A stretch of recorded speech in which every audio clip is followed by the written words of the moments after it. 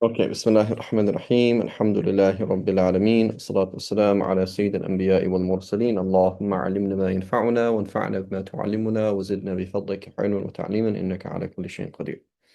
Okay, so now we spoke about ijtihad and basically the things that there were, the whole concept of ijtihad from last week were there are certain things that are not clear. That's just a reality, right? And we mentioned last week the importance of Ibn Hazm and Ibn Hazm trying to run away from another, which is another in Aqidah, which is, does Allah really exist, and how could I even, how would I know that? And then using that method to get to yaqeen. And then in fiqh, in that there are a lot of things that are unclear, and we have to work it out, and that's just how it is, right? And so, how do you run away from this? You say, number one, you don't do analogy. You take everything to be literal. You say that a Sahih hadith is fact and not dhan. It's not just possibly true or most likely true, but it's actual fact.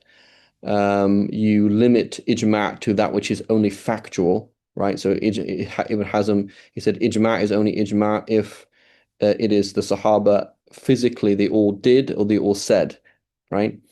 And so basically, he kind of like escapes all problems and then makes things very, very simple.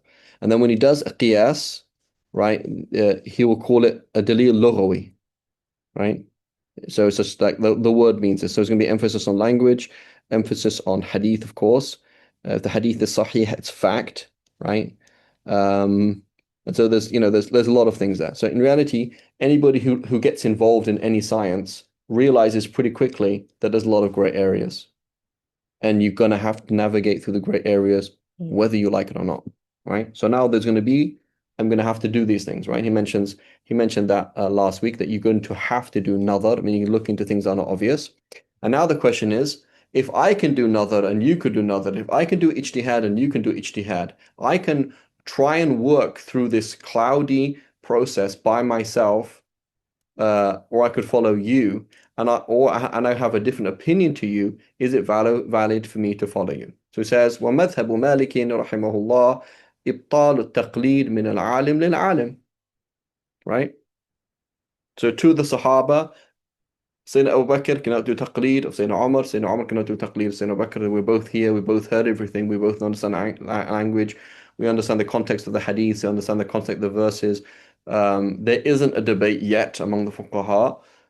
We can't just do whatever. You can't just do taqleed, right? You can't just defer to somebody else out of adab or out of laziness. You can't do that. وهو قول جماعة من الفقهاء. أجازه بعضهم. Why? Because it leads to, if you could follow your own personal ability to wade through this misty fog and find an answer that might not be wrong, why couldn't you just follow somebody else? Right? But in general, we're going to say that is not correct, right? You have to do, a mujtahid cannot do taqleed, right? And this applies to fiqh, and this applies to anything else in life, right? Right? Anything else in life. Ask somebody else, should I not do chemotherapy? Okay, well, talk to the different doctors and make a decision. Or I'll let you decide for me. Should I have my kid in a public school, an Islamic school, or homeschool? You work it out. You can't just defer to other people, right? You can't just defer to other people. So taqleed also means to defer to other people. You can't do that, right? It's your responsibility. You have to look into it yourself and come to your answer. والدليل على منعه أنه إذا ثبت النظر, I have to start wading into these dark and unclear situations. ووجب الرجوع إلى الاستدلالات ففيه فساد تقليد من لا يعلم حقيقة قوله. I don't know exactly what you're doing.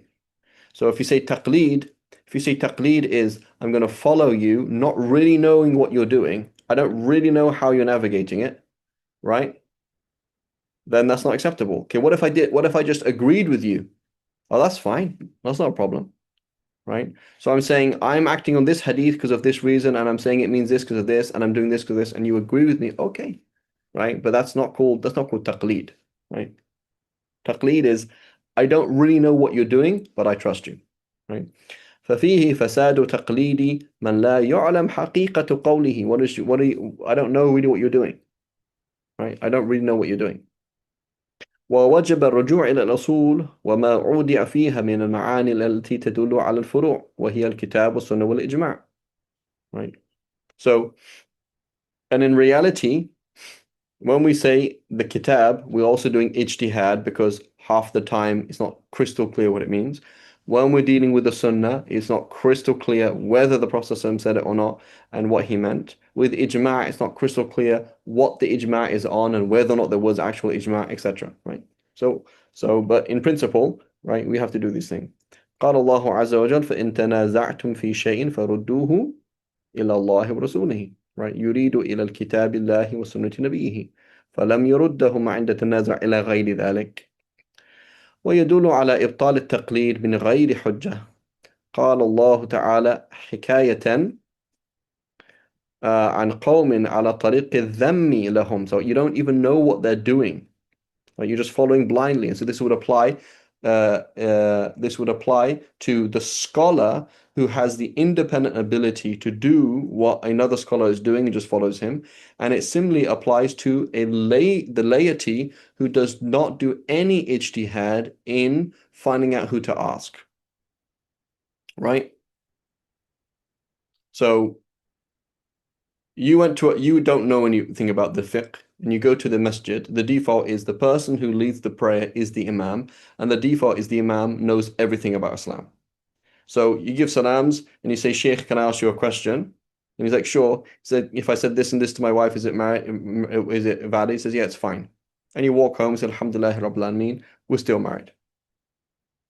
As opposed to you just ask like a random person, like your friend. Right? So the Ammi is not responsible, the layman is not responsible to find the Mujtahid Imam. He's supposed to take the normal means to find religious knowledge. So presumably the person in the masjid is a scholar, otherwise why would he be an Imam? Presumably the person leading the prayer is the Imam. Right? That doesn't have to be the case, but that's the normal presumption, as opposed to just asking anybody. You ask your friend, hey, I did this. He's like, oh, I think it's okay.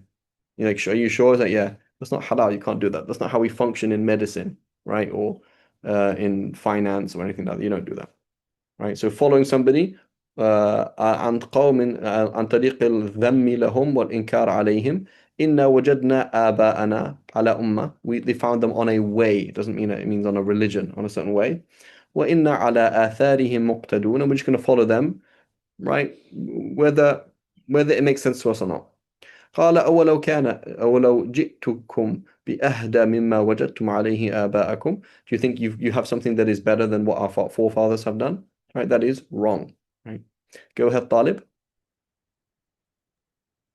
I have a question related to the thing about asking one's local imam in the mosque. Maybe I'm pessimistic, but I personally think that, at least in my region, the more common thing is that the imams are unfortunately not that knowledgeable. Would we That still? is true, Talib. That's because you as a Talib Ilm know that. Okay? But we have to understand that the average Muslim does not see things as we see things. Right? Like I'll give you an example. My friend, he has a PhD in tafsir. Okay? He said, before I got involved in sacred knowledge, I thought there were two books in the whole of the deen of Islam. There was the Quran and Riyadh al-Salihin. So he doesn't know about usul al-fiqh, he doesn't know about fiqh, he doesn't know about madhahib, he doesn't know about anything. Like, where does tajweed come from? I don't know. Like, I guess it comes from the Quran itself. I don't know. Like, he has no. So that's all that most people actually can understand. Like, they just understand that it's like one thing. And so it's all, they don't understand the differences of knowledge and these things. And so people are simple, right? I don't, I don't know how things work. And that's okay. Right. So the point is there has to be some level of ijtihad to find somebody who is reliable, as opposed I asked my friend, right? And why would you trust your friend on anything, let alone deen?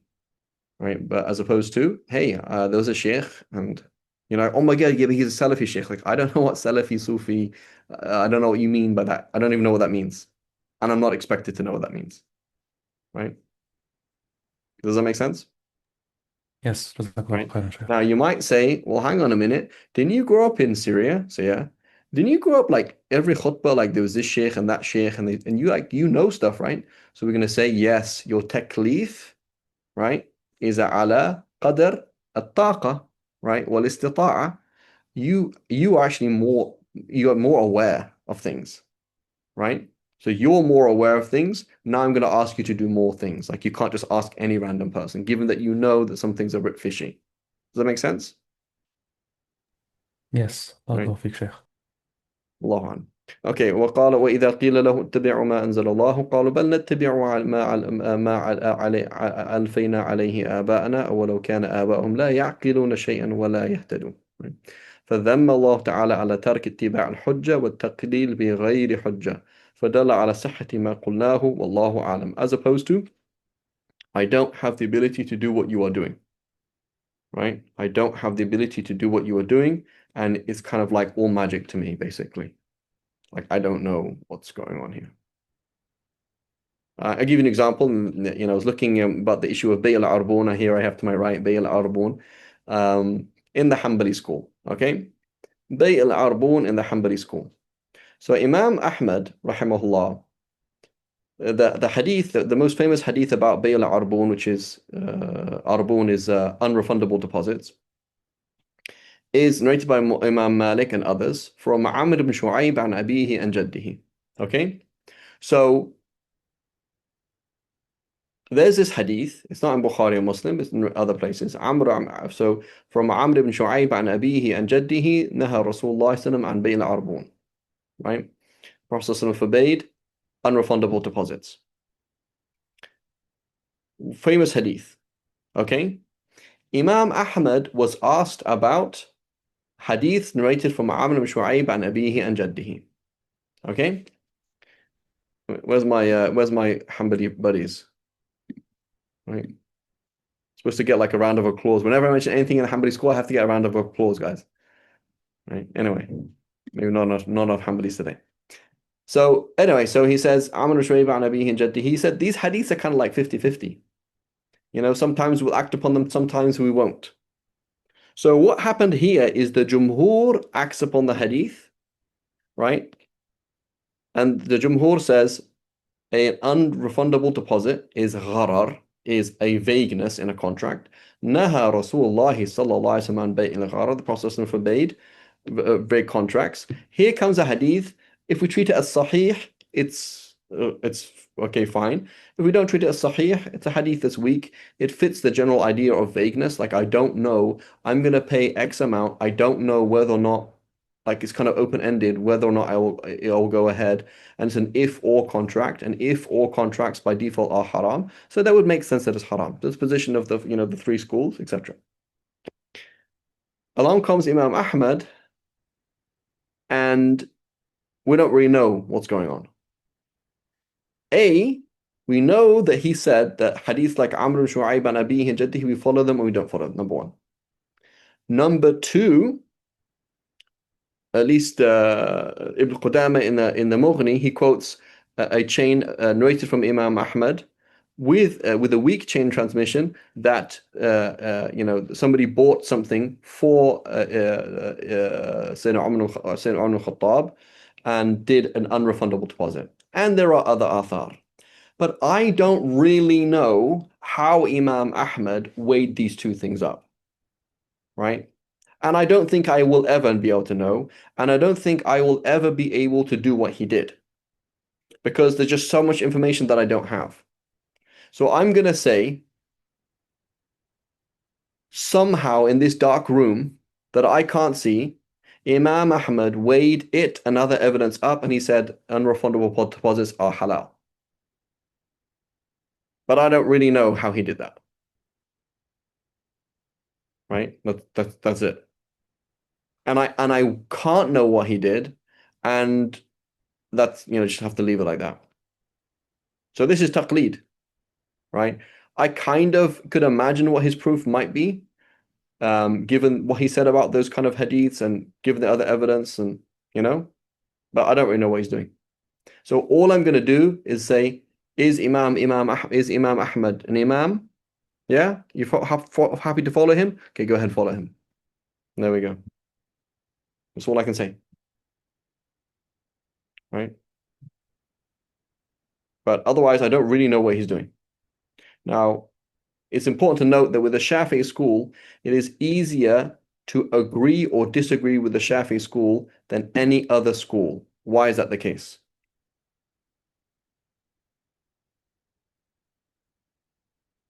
Go ahead, Elias. Uh, because he wrote down his usul. Exactly. Right. So for you to come along and say the Hanafi proof is X and the Hanafi usul is Y, and I agree or disagree, is actually it's not very easy. You can get a general idea of what they're doing, and you can probably say this and probably say that, but half the time it's not like that. Whereas for Imam Shafi, it's quite easy, for example, for us to say Imam Shafi did not know this hadith. Or Imam Shafi, for example, we have hadiths where Imam Shafi said, there's this hadith. If this hadith is sahih, then I'm saying this. And in lieu of the fact that I don't know if it's sahih, I'm saying this. Right? So we can kind of see what he's doing. Like it's like you're looking at someone's math calculations. They're doing the calculations, and you're like, oh, here they put an 8 instead of a 9. But otherwise, this is the whole formula, right? You know what they're doing. Whereas everybody else, you don't really know what they're doing. Right? So with Imam Shafi, it's easier to agree or disagree with Imam Shafi and not to just do blind taqleed. And that's why one of the reasons in Shafi school we have many people who are not doing taqleed, but they're doing muwafaqa. They agree with Imam Shafi. They don't just do taqleed of it, right? But that's an example of taqleed, right? Like I don't know what you're doing, and I can't know what you're doing. Praying with your hands by your side as a Maliki. Do you believe in the Maliki school in principle, the whole idea? Yes. Do you believe Imam Malik is somebody you could follow? Yes. Why exactly did Imam Malik say that you pray with your hands by your side? I don't really know the whole specifics, but I can imagine what he's probably doing. And yeah, that's fine. Right. So this is so there's, and in reality, it is not taqlid is not something that is binary. You're either muqallid or you're not. Because in the learning process, I'm trying to find out what you're doing. And eventually, when I'm an accomplished student, I will either agree or disagree. And that's when I agree, I am not a muqallid anymore. So taqleed is the opposite of education. But taqleed is a necessary step in education, right? I need you to move your hands like this and move your hands like this and move your hands like this, and then eventually you understand what I'm doing. But I can't teach you how to box unless you copy me. And once you have copied me and you can box like me, you can change, you can have your own technique, it's fine. Okay, خير. Okay, so then he says, Babu al-qawlu fima yajuzu fihi taqlid. فمما يجوز, now he's going to go to kind of fiqhi issues. ومما يجوز عند مالك رحمه الله في مثله التقليد العام مما ليس للعالم فيه الطريق إلا أن يكون من أهله. ويجوز عند مالك رحمه الله أن يقلد القائف في إلحاق الولد بمن يلحقه إذا كان القائف عدلا في دينه بصيرا بالقيافة لأنه علم قد خصهم الله عز وجل به. Right? So unless if so, can an ammi, somebody who doesn't know anything, can you do taqleed of a scholar? Yes. Okay. Could I do taqleed of you in certain pieces of information? Right? This assessment, do taqleed of a specialist, do taqleed here, the issue of the qa'if, which is the person who judges in certain circumstances, judges if the child looks more like this or like that based on their feet and different things. So he's trained in that. He sees things and notices things other people can't notice, and so he has things that I don't have, so I can defer judgment to him. Right? ودليل على ذلك ما روي عن النبي صلى الله عليه وسلم في قصة مجزز المدلجي وقوله لما رأى أقدام زيد وأسامة إن بعض هذه الأقدام من بعض they are related فسر بذلك النبي صلى الله عليه وسلم وذكر لعائشة رضي الله عنها والنبي صلى الله عليه وسلم لا يسر إلا بالحق. Right, the Prophet ﷺ confirmed this. وقد وربن نافع. Right, this isn't Nafi', this is student of Imam Malik. عن مالك أنه لا يقبل إلا من عدلين قائفين ذكرين. Right, so you're doing, but you're still deferring to them. Right. ويجوز تقليد التجار في تقويم المتلفات. So I need you're an expert in this field. So and so destroyed so and so's property, and I say how much was that worth. So I'm going to defer to people like that, right? Expert judgment. ويكفي في ذلك واحد إلا أن تتعلق القيمة بحد فلا بد من اثنين لمعرفتهم بذلك وطول دربتهم به. Right? They know things that we don't know. قال القاضي رحمه الله وقد وجدت في موضع أنه لا يجوز في كل تقويم إلا اثنان. Right? So why تقويم? تقويم is judging the value of something. The default in financial issues is you need two men. Right? So he's saying, are we saying we need one person to judge the value of something? Or are we saying two? You say, well, just one. Okay, but what if it's a had punishment? Okay, well, then we need two for had punishment. Okay, what if it's a financial issue then? Okay, then you should have two, right? وإنما جاز تقليده في ذلك لأنه علم يختص به, right? علم يختص به is knowledge we don't have. والضرورة تدعو إليه فجاز قبول قولهم فيه. ويجوز تقليد القاسم إذا قسم شيئا بين اثنين على ما رواه ابن نافع. Right? So you're relying on an expert, somebody who deals with properties and plans and says, this is what's happening. وهكذا كما يقلد المقوم في أروش الجنايات. To what extent have you harmed his eyesight? To what extent should you have to pay the blood money, etc.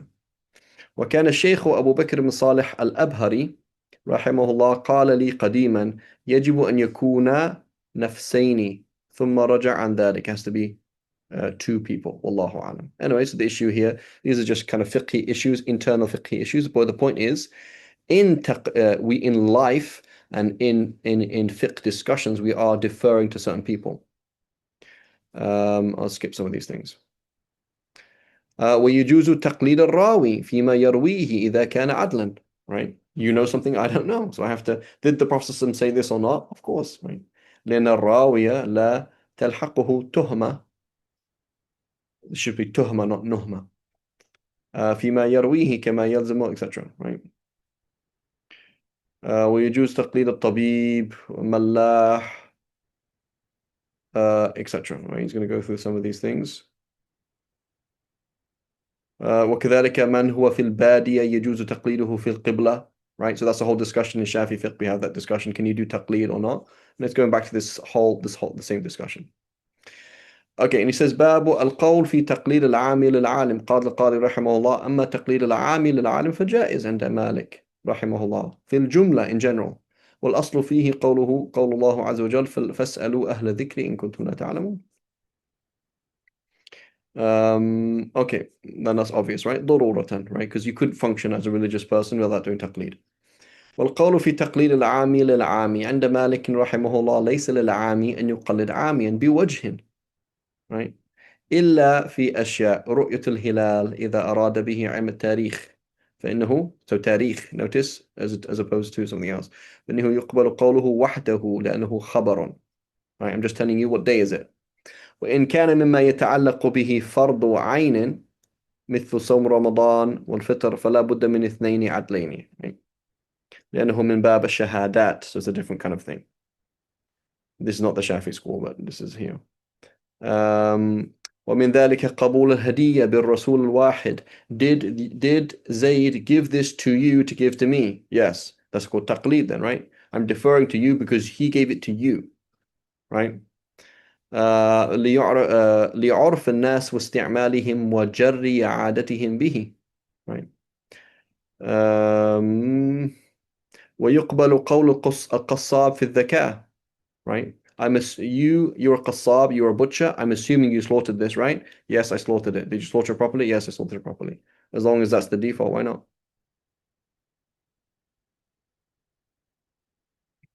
فهو يقبل من الذكر والأنثى ومن مثله يذبح والمسلم والكتابي, right? As long as it's the default.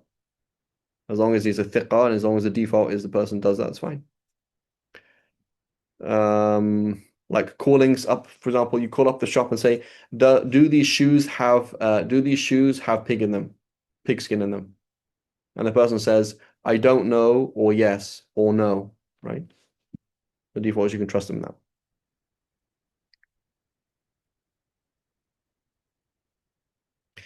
القول فيما يلزم المستفتي العامي. What is the guy on the street obliged to do?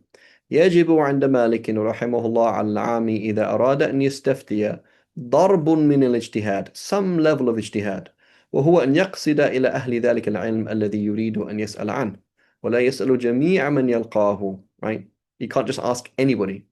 ولكنه إذا أرشد إلى فقيه النظر إلى هيئته وحذقه وصنعته وسأل عن مبلغ علمه وأمانته فمن كان أعلم رتبة في ذلك استفتاه وقبل قوله وفتواه لأن هذا أوثق في دينه وأحوط, right? And so for many people, again for many laity, is like, yeah, but this person just led Taraweeh. He led Taraweeh, so he knows the whole Quran, so therefore he knows the whole deen, right? Now, for other people who are a bit more educated, no, it's not like that, right?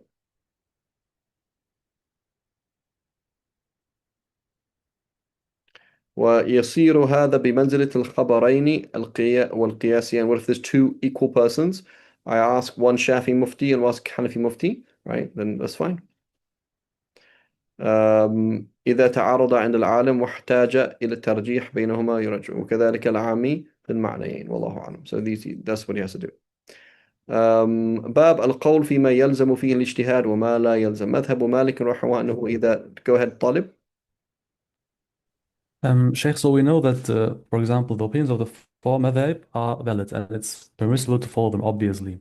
But what if, for example, a Hanafi heard about the evidences for the Hanafi position on only eating fish and not other seafood, and would it be, for example, and this person, for example, is convinced that the non-Hanafi position is just batil or really weak? Would we say that due to the personal conviction of the Ami, the Muqallid, it would be prohibited for him to follow the other opinion? Or would we say, no, you don't have a say in the matter, you It just... would be prohibited because of his jahl. What does that mean? You tell me, for example, that you tell me that the Hanafi school is made up by Ottomans. Okay, so now it's haram for me to follow the Hanafi school because as far as I know, it's just made up. It's not even a deen. It's not even part of the fiqh. So because of my jahl, I'm not allowed to follow the Hanafi school. Similarly for him, because of his jahl, because he thinks he is a mujtahid, okay? For him, he sees himself a mujtahid, he thinks he's a mujtahid, it's now haram for him to follow anything other than the Hanafi school. When in reality, he's not a mujtahid, and it is actually, he's still in the dark. He thinks he's in the light, but he's still in the dark. Does that make sense? So, like, to be more bold, it will be obligatory for him to follow something wrong, basically. He's obligatory to follow something wrong. Yes. Just like in my situation, when you say, Fareed, all of the books, none of these books in your room belong to you actually. Like, really? So yeah, I went to your library in America, copied them all, bought similar ones and put them here. These are all not yours. Like, really? So now I can't touch it. Right? And they say, haha, tricked you. And I'm like, oh, okay. So it was haram because I had a tasawwur that these weren't my books. And then you told me, oh, actually, it was otherwise. So this is what happened. So many people have this yaqeen, like a Salafi, right? They're like, like Diyanatan, like, why would I follow Hanafi school? It's just batil, right? Because he thinks he's in the light and he thinks things are clear now, and it's haram for him to do that. And it is a haram thing to do in principle, right? In where he is. But when he gets more knowledge, he realizes, oh, it's not like that. Or it's like somebody who didn't know they can join prayers, but they just missed a prayer anyway. Right? So it's actually it's relative to what they know. So what we would say is a scholar, depending on where they reach, if they reach the level where that they say honestly, the only madhab that should be followed is the Shafi'i school, and they are knowledgeable, then it would become haram for them to do that. If they have genuine tarjih of the Shafi'i school and like this is genuinely right, and the other schools are actually valid but wrong, then you can't do that. But for most people, not in that situation at all. Most people, they are just walking around in the dark, and bit by bit they're turning on candles here and there, and the cave that they're in is getting clearer, but it's not clear. And so it's not a crystal clear picture. It's not crystal clear yet. Like what's going on is not crystal clear. Does that make sense? Yes, it does. Alhamdulillah. Okay. So he just mentions here things like doing taqleed of prayer times and these kind of things. These are kind of fiqhi issues. I don't want to go into these too much, but these are general examples, right? And this is all وأما المساجد التي لا تجري هذا المجرى فإن العالم إذا كان أهل اجتهاد فسبيله right. So this is about this issue about to what extent do you follow it or not. And the same kind of discussion. And these are similar things. I'm going to skip this. Okay. So it says القول في استعمال العام ما يفتى له يحتمل مذهب مالك إذا استفتى العامي العالم في نازلة فأفتاه ثم نزلت مثل تلك النازلة بالعام مرة أخرى فيحتمل أن يقال إنه يستعمل تلك الفتوى ولا يحتاج إلى أن يسأل مسألة ثانية لأنه على ظاهر قد ساغ له right Sheikh I know insurance is haram but you know I'm in this situation can I do it He's like, yeah, sure. Can I do comprehensive insurance in this situation? Yes, you can. It's halal. Okay, great. 5 years later, similar kind of scenario. It looks pretty similar, the same to me, right? ولو كلف ذلك لشق عليه. Sheikh, I touched my wife. Does it make wudu? Yes. Okay, Sheikh, I touched my wife again. Does it make wudu? I can't ask that question again and again and again, right? هذا إذا كانت المسألة الأولى بعينها, right? So the question is, the عامي doesn't know if it's بعينها or not, right? So that's the problem. وما لا إشكال فيه على أحد ويحتمل أن يقال إن عليه أن يسأل ولعله الأصح لأنه إنما يعمل باجتهاد ذلك الفقيه ولعل اجتهاده في وقت إفتائه قد تغير عما كان أفتاه به في ذلك الوقت وهذا مثل من يجتهد في القبلة فيصلي ثم يريد أن يصلي مرة صلاة أخرى فإنه يجتهد ثانية ولا يعمل على اجتهاد الأول, right? We have many scenarios like this in Shafi fiqh, right? We could look at it in two different ways. القول في تقليد من مات من العلماء إذا حكي للعامي عن مالك رحمه الله أو عن غيره من العلماء وهو في غير عصره فتوى في مسألة فإنه يجوز للعامي أن يقلد مالكا بعد موته كذلك غير مالك من العلماء الذين اشتهرت إمامتهم, right? لأن العامية إذا جاز له أن يعمل على اجتهاد بعض أصحاب مالك كان عمله على اجتهاد مالك أولى فإن لم يكن أولى منه فهو مثله ويكون مالك كأنه باق لأن قولهم بمنزلته وهو حي وتصير منزلة العامي مع مالك كمنزلة مالك مع الصحابي في أنه يرجع إلى قوله وإن كان ميتا ويكون قول الصحابي أولى من أهل عصر مالك رحمه الله. Right. So this is all fine and dandy. The issue is what? What's the issue here? Following Sufyan al-Thawri, following Imam Ahmad, following Sayyidina Ali radiallahu anhu, following Ibn Abbas. Where's the issue?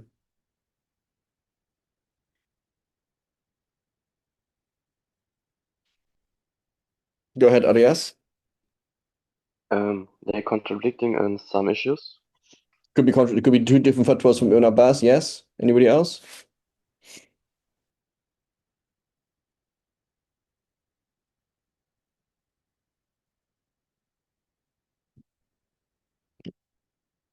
So when we study fiqh, half of the time what are we doing is dabt of a mas'ala, right? What does Ibn Hajar mean? What does Ramli mean? What does what is Rafi'i's position? What is Nawawi? What is it? Is that the case with Ibn Abbas? When you say Ibn Abbas allowed temporary marriages, do we have a clear picture of what he meant by that? Yes. Yes and no. Hassan al-Basri, right? Imam Bukhari quotes Hassan al-Basri saying that blood is pure. Did he mean blood is pure or did he mean blood is excused? And did he mean blood is excused in prayer or in a container of water or in food or in what or what are the criterion? So the issue is that 99% of the time, right, if you have a position outside of one of the four madhahib, in fact, sometimes even inside the madhab, you don't even know what it is, right? And you need to know its shurut and dawabit. What do you mean by that position? So when you're going to go along and say, I'm going to follow the position of Urwa ibn Zubayr, I'm going to follow the position of Ibn Abbas, what is his position, right? What is his position? We honestly don't know what it is, right? That's number one. Number two, it could be shadh, right? It could be really weird, right? And it's like nobody else has ever said that. And so there's genuine doubt about it now, right? It is a one out of, it's not like there is one, it's not just, okay, there's two positions on the issue. There are 1,000 positions on the issue or 1,000 investigators on the issue, and nobody else has ever had the same position, right? So this is one of these issues. You find this all the time inside a madhab. What is the school, right? Defining what do you mean by something is not easy. So this is one of these key things is whenever you jump out of a madhab, you have a serious problem. What is Sufyan al-Thawri's madhab on this? What is al-Awza'i's madhab on this? What is this? What is this? It's very difficult to find out what it is. In fact, it's basically impossible. So if somebody were to give a fatwa from the Awza'i school, I would say hold your horses, put your brakes on. How do you even know that's his madhab? A, did he die on it? B, what did he mean by it? Right? So so basically that's what we say, practically speaking, if you follow the form of dhahib, you have a clarified, organized answer of the fiqh of the Salaf. Any position of the Salaf that was not adopted by one of the form of dhahib is just vague and you don't know what's going on. And it's a very dangerous position to follow. Okay, so in principle, yes, otherwise, no. باب القول في من يوجد في كتب العلماء. قال القاضي رحمه الله: إذا وجد الرجل كتابا مترجما بكتاب موطأ مالك أو كتاب الثوري أو الأوزاعي أو الشافعي، فهل يجوز له أن يقول في شيء يجد فيه قال مالك وقال الثوري وقال الأوزاعي وقال الشافعي؟ قال القاضي: هذا سبيله أن ينظر، فإن كان من الكتب التي قد اشتهر ذكرها مثل موطأ لمالك وجامع الثوري وكتاب الربيع، جاز أن يعزى ذلك إلى المترجم عنه إذا كان كتاب صحيحا مقروءا على العلماء معارضا بكتبهم، معارض we compared it، وإن كان من الكتب التي لم تشتهر ولم يشتهر وينتشر ذكرها، لم يجوز ذلك حتى يروي ما فيه عمن تنسب إليه بروايات الثقات عنه. So again, that only exists inside a madhab. So compare a quote from a Sahabi, it only exists like this as a madhab. So we don't have the books, we don't have a follow-up for Sufyan al-Thawri, what he meant, did he say this, etc. You will find quotes from known madhabs that are wrong. They'll say, for example, Imam Malik allowed anal sex between husband and wife. There it is in a book. And then you realize the Malik is like, what are you talking about? That is not Imam Malik's position at all. He said the opposite. And you find these things. Imam Shafi allowed this. It's like, no, he didn't. Imam Shafi said, in the school itself, somebody quoting Imam Shafi on something that's not Shafi at all, zero, right? So just like in hadith, we have to do our research. Similarly, we can't just find any quote. And in general, that doesn't exist outside the four madhahib. That's why one of the reasons why fiqh only exists within the four madhahib. It doesn't exist elsewhere. القول في الترجمة عن المعنى. مذهب مالك رحمه الله تعالى كان فقيه عربي اللسان ولا يحسن الفارسية أو غيرها من الألسن، وكان المستفتي عجميا لا يحسن العربية، فجاء رجل يحسن لسان العرب ولا عجم فهو عامي فترجم للفقيه الأعجمي ما قاله etc. This is more kind of like etc.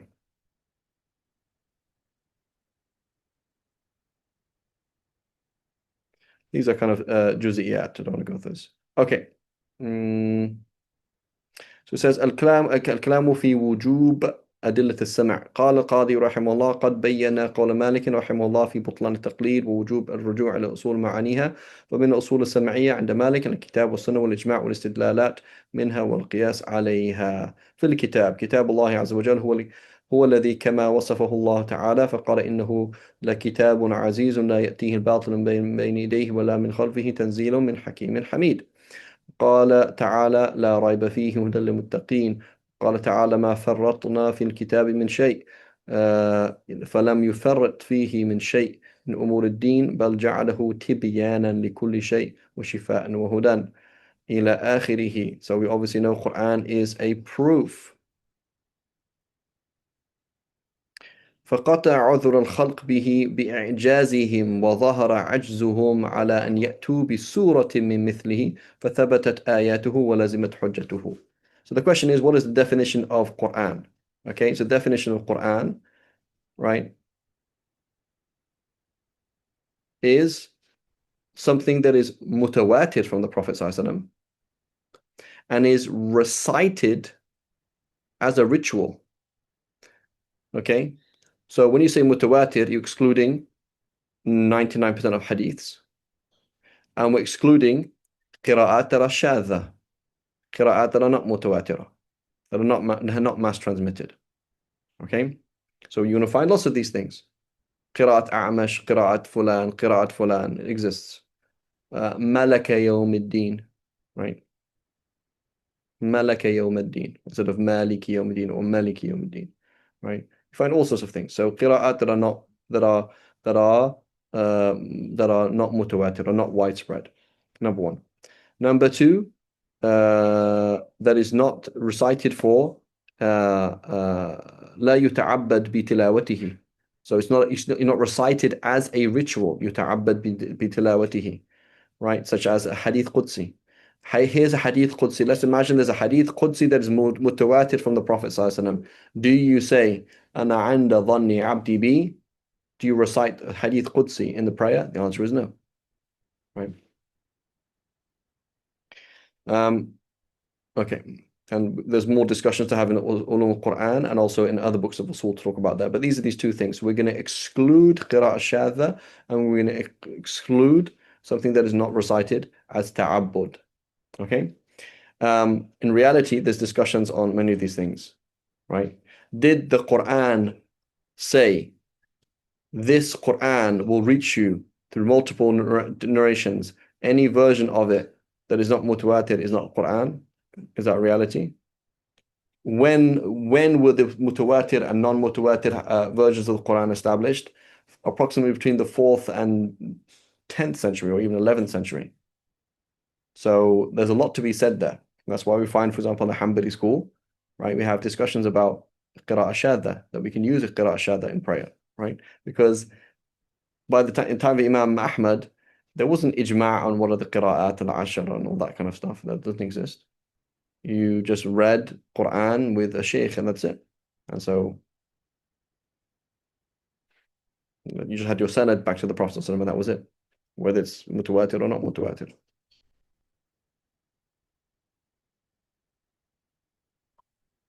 Give me 1 second, please.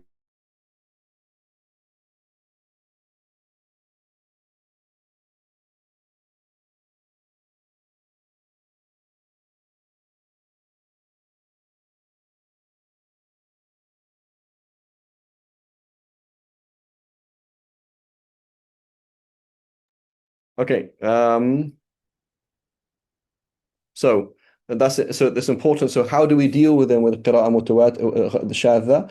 So qira'ah shadha sahih. What if there is a qira'ah from the Prophet sallallahu alaihi wasallam that is not mutawatir, but it is sahih? We will treat it as khabar ahad. We'll treat it like a hadith. But we're not treating it as Quran. So we'll use it, but we won't use it, if that makes sense. Are there versions of the Quran that we've abandoned, and if we went back to them, it would change the deen? The answer is no, right? One of the best examples of that is the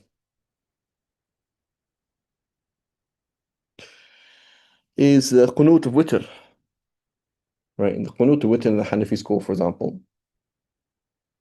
In the Hanafi school, they are arguably reciting two surahs, Surah Al-Haft and Surah something else, I can't remember what it was called,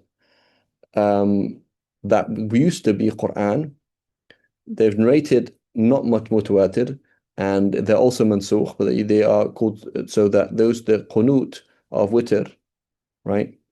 That is arguably two surahs of the Quran.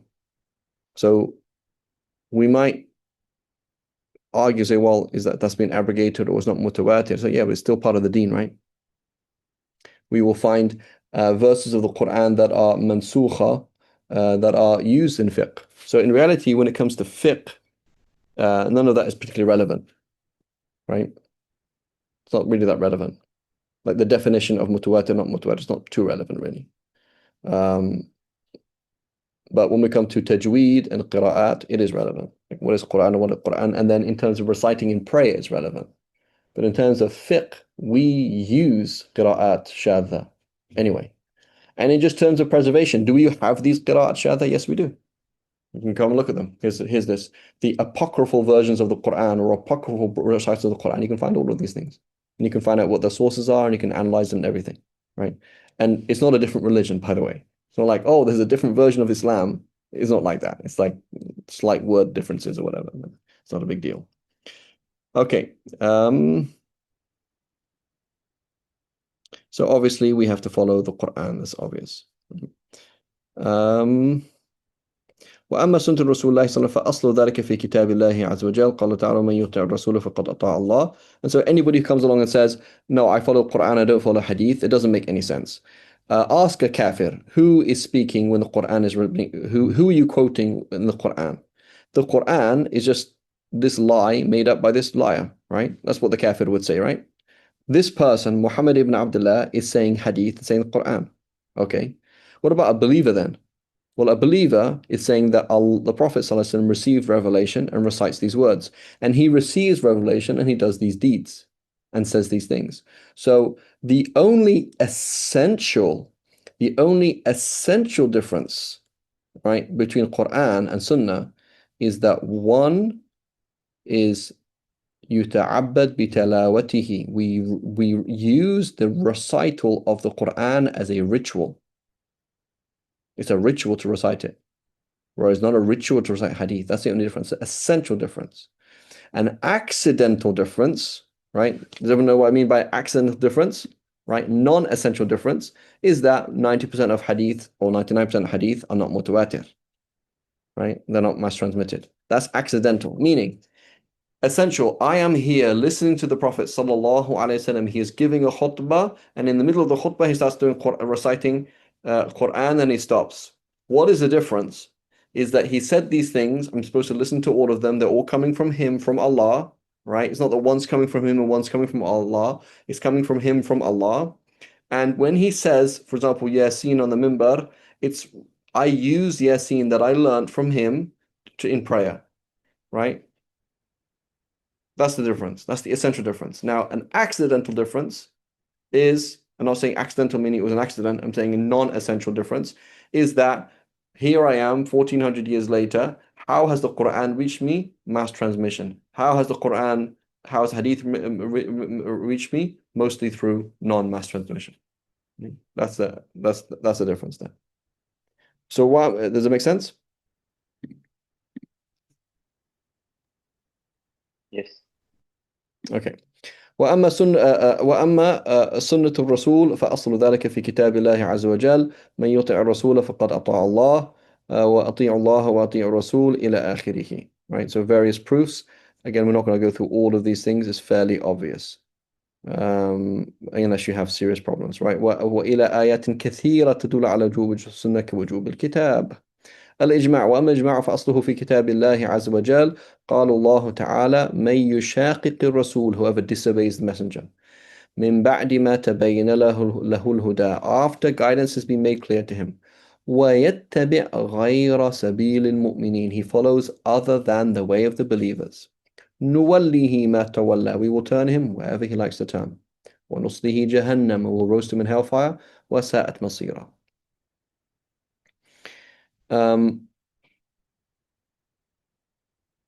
Okay, so here everybody's pretty clear with ijma'. The issue is when you get to the details of it. Okay. Um, okay.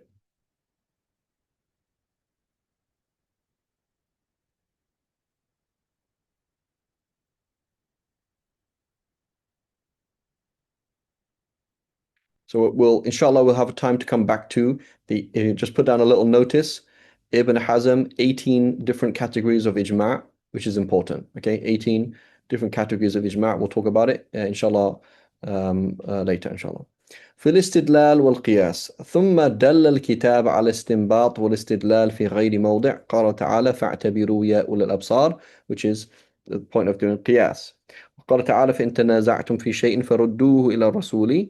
So you're trying to get this fara', this no, you're saying if you debate something, فَرُدُّوهُ إِلَى اللَّهِ وَرَسُولِهِ, you're going to get this new situation and return it back to the Allah and His Messenger. So that's called qiyas, right? فكان في ذلك دليل على الانتزاع من الأصول وإلحاق المسكوت عنه بالمذكور على وجه الاعتبار وهذا باب القياس والاجتهاد وأصله في الكتاب وهو أيضا مضاف إلى بيانه وليس شيء من أحكام يخرج عن الكتاب نصا وعن السنة والإجماع والقياس وقد انطوى تحت هذا البيان كله etc. في القياس مذهب مالك رحمه الله القول بالقياس وقد بينا الحجة له ودليل أيضا على صحة القياس هو إجماع الصحابة رضي الله عنهم على توسيخ بعضهم لبعض القول بالقياس والاستعمال له في الحوادث, right? So the Sahaba all did that.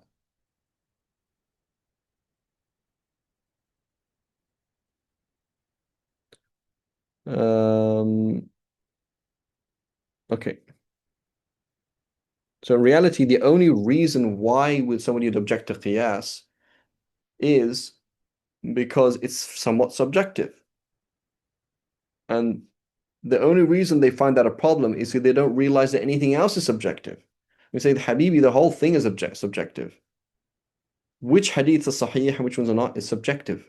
What the hadith means, what it doesn't mean is subjective. The literal meaning of the hadith is subjective, often, right? And so you're dealing with a lot of dhan. So the person is immature and has seen dhan and said, no, I'm not going to do that. Right? I'm not going to do that. Right?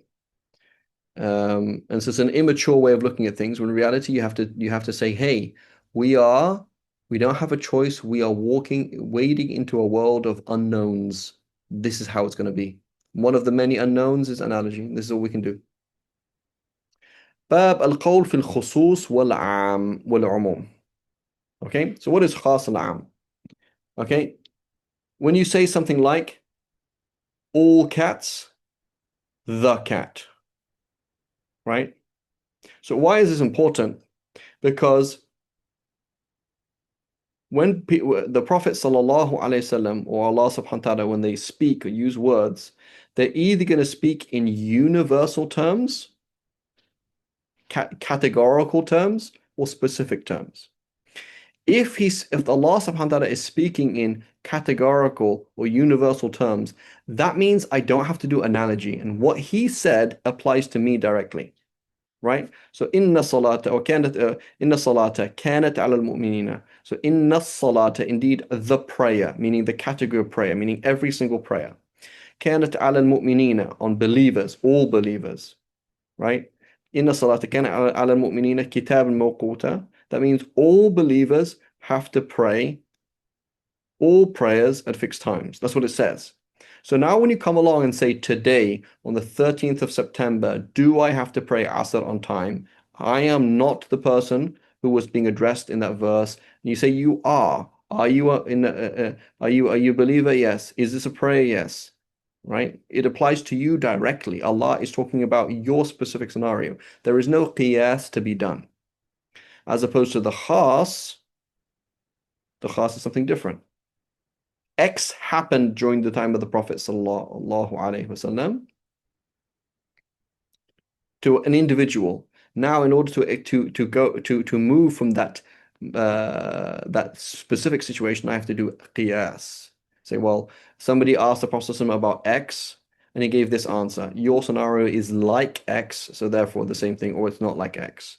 Okay, so that's the issue there. The other thing then is khas and am are relative. Okay? So we might have conflict, right? We might have conflict. But there could be am in respect to this, khas in respect to this, right? So it's am, it meant it was inclusive of all of these categories in respect to this variable, the specific include to that variable, right?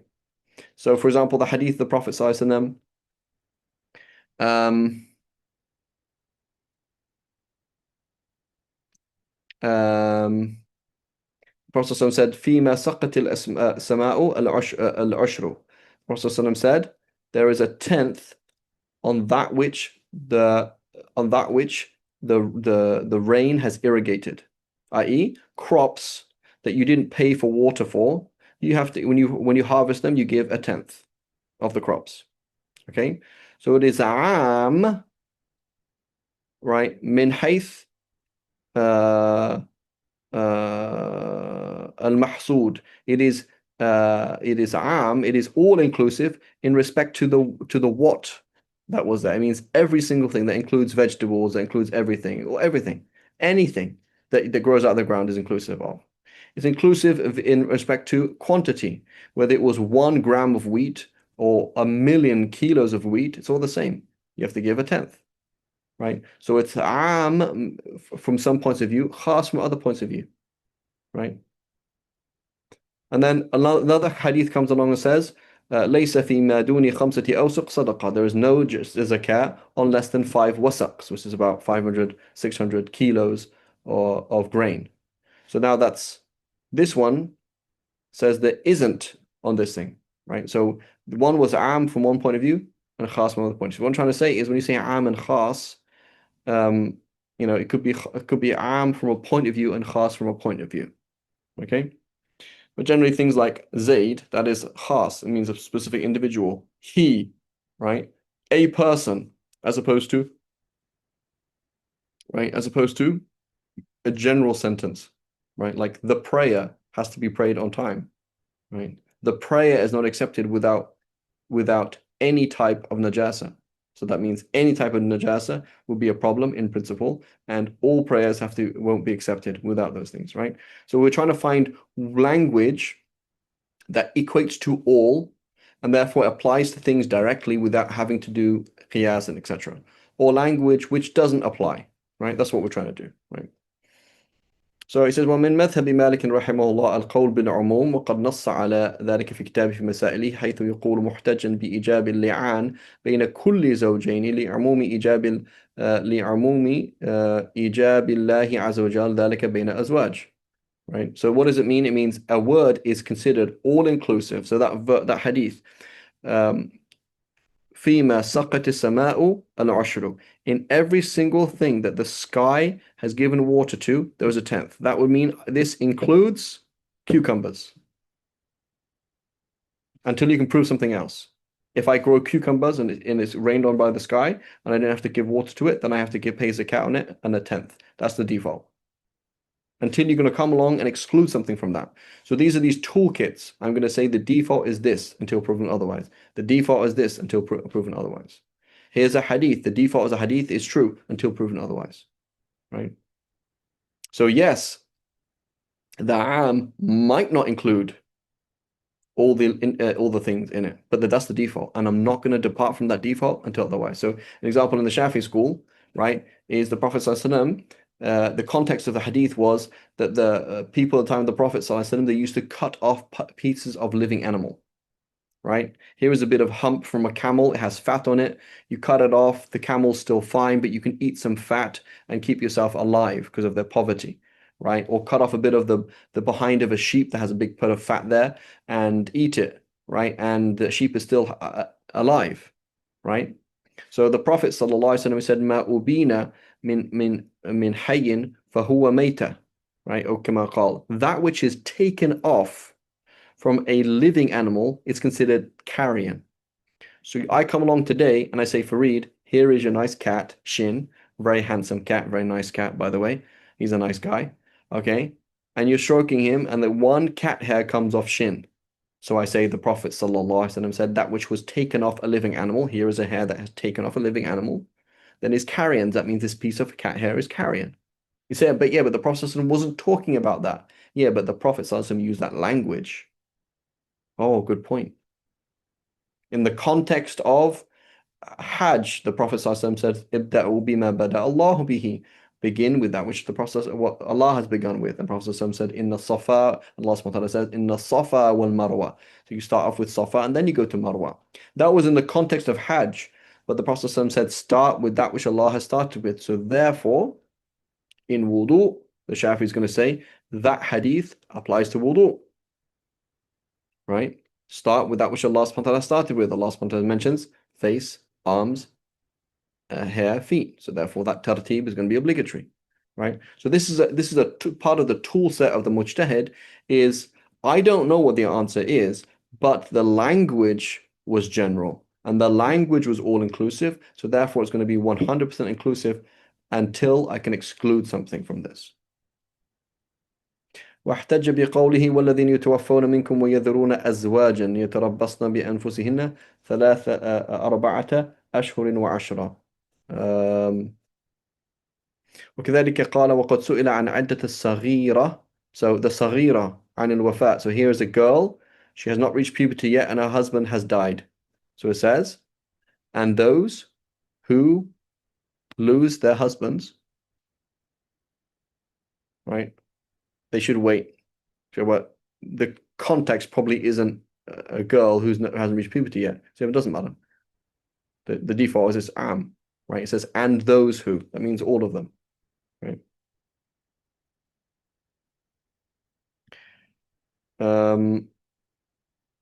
فقال مالك فعم الله سبحانه المساجد كلها ولم يخص مسجدا من المساجد من مسجد, right?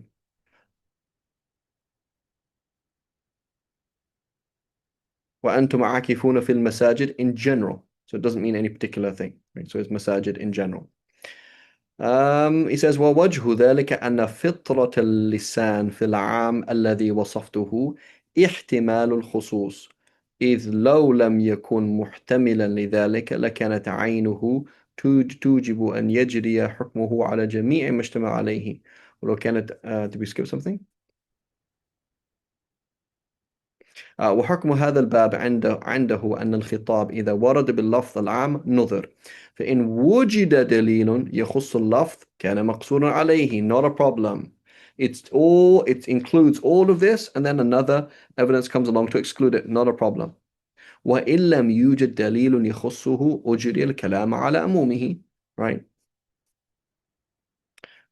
So that's the point there, right? So the asl in the am is that it is am, right? Now here we have a question, and I apologize, some of you might have a class to go to, but this is the last point. I'm going to stop here, right?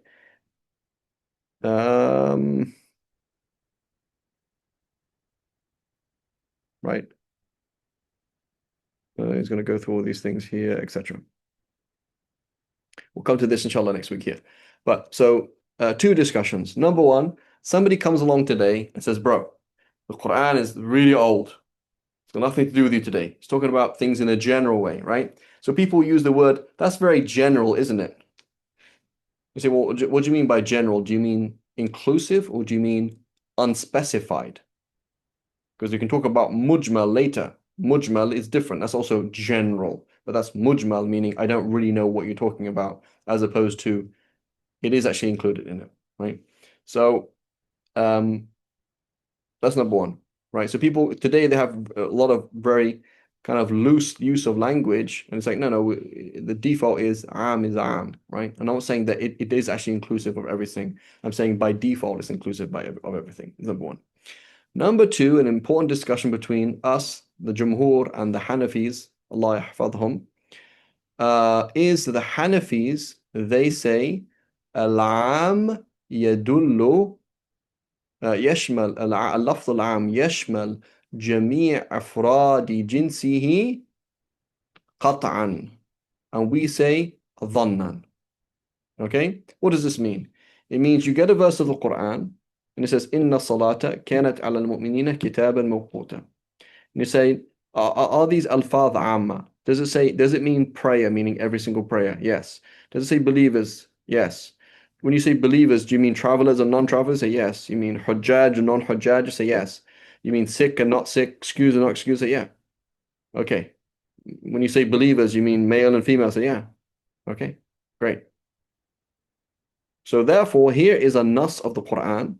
This verse is mutawatir. Okay. So I know the Prophet said it, 100% fact. And number two, I know that it was inclusive of every single Muslim, regardless of situation. Why? Because اللفظ العام يشمل جميع أفراد جنسه قطعا. Because when you say all, every, any, it includes every member of that class categorically قطعا. So now along comes the Hanafi and he says, well, I have a hadith in Sahih Bukhari that says that the dhahir of which is that the Prophet ﷺ joined prayers. Okay, but we have evidence against that, like Abdullah Mas'ud saying the Prophet ﷺ never joined prayers ever apart from on Hajj. So we have certain hadith that would indicate the Prophet ﷺ joined prayers at other situations, and they are A, ahad, narrated by one Sahabi, two Sahabi, etc., and B, not crystal clear, right? Not crystal clear. The verse of the Quran is crystal clear, and the verse of the Quran is 100% fact. So the Hanafi say, I'm not going to depart from a crystal clear piece of evidence that is qat'iyyat dalala wa thubut, that is categorical in terms of its historical accuracy and categorical in terms of its clarity for something that is not qat'iyyat dalala or qat'iyyat thubut. I'm not going to do that. Okay, so therefore, no joining prayers. Okay, what about on Hajj? Say we're going to join prayers on Hajj. Yes, why? Because mutawatir. It's mutawatir that the Prophet ﷺ joined prayers on Hajj. So that's different. Okay, so we're going to say yes. That's something else. That's naskh, right? That's going to abrogation. How do we answer that? We say the verse of the Quran is qat'i thubut dhanni dalala. Is definitely true that the Prophet ﷺ said these words. This is a verse of the Quran. The Prophet ﷺ definitely said that. This definitely from Allah. There's no question whatsoever. But the issue is this dhanni dalala or dhanni الشمول على جميع أفراد جنسه. Its inclusion of every member of the class of believer is dhanni, is probabilistic, is most likely, it is not qata'i. So we come along and say, yeah, it's not a strong proof as you see. It is not a question of weighing up a super strong proof against a weak proof. It's not like that. Rather, it's weighing up two strong proofs, both of which are probabilistic, and what's more likely is excluded. Does that make sense? Yes, alhamdulillah. So this tool of saying that the اللفظ العام يشمل جميع أفراده قطعا, right, is a tool that makes the Hanafis seem like Quraniyun. Because the Hanafis will take a verse of the Quran, right? Allah subhanahu wa ta'ala says, فَقْرَأُوا مَا تَيَسَّرَ مِنْ, recite whatever you want of the Quran. And then we're going to come along and say, say a prayer without the Fatiha doesn't count. And they're going to say the prayer with the Fatiha does count. We're like, how? فَقْرَأُوا مَا تَيَسَّرَ مِنْ, recite whatever you want, you can of it. Whatever. So that means anything. It doesn't say the Fatiha. So they're going to come along and say the same thing. They're going to say, we have a conflict here because it says whatever, right? And we're going to say, well, it means whatever, meaning the Fatiha and whatever, right? They can say, no, it doesn't say that. And its inclusivity of every single member of his class is categorical. So it definitely means you can recite anything of the Quran.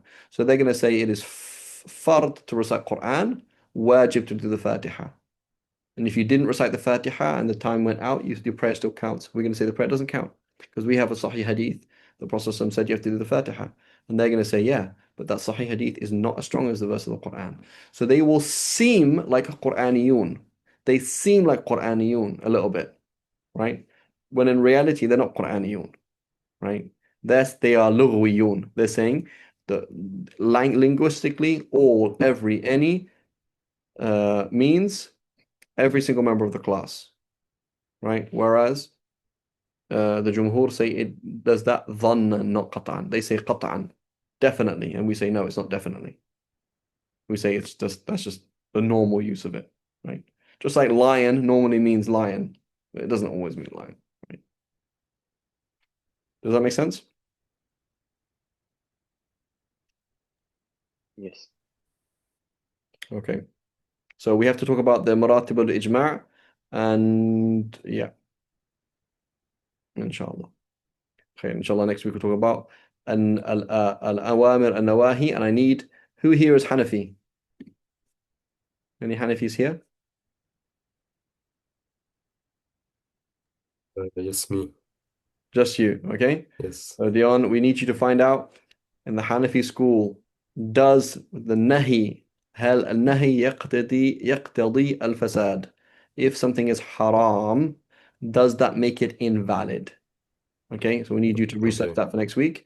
And our Hanbalis, big shout out to Hanbalis. Nobody here today? Nobody? Oh, okay, they've all gone. They've all gone home. Anyway, Hanbalis, we want the same thing in the Hanbali school.